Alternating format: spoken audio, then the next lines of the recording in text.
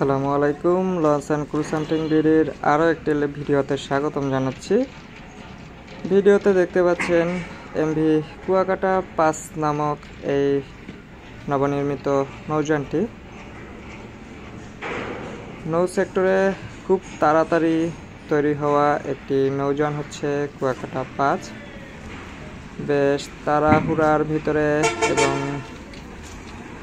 এই নৌযানটি ঢাকা বগা পটুয়াখালী রুটের সার্ভিস দেওয়ার লক্ষ্যে তৈরি হচ্ছিল।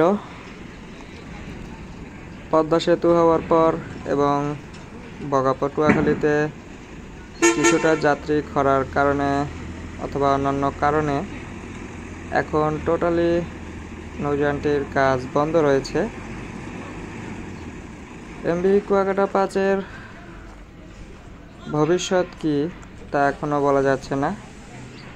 নৌযানটির কাজ কি আবারও শুরু হবে নাকি এখান থেকেই বিদায় নেবে তা জানতে আমাদের সাথেই থাকবেন। আমরা চেষ্টা করব সকল আপডেট আপনাদের জানানোর জন্য।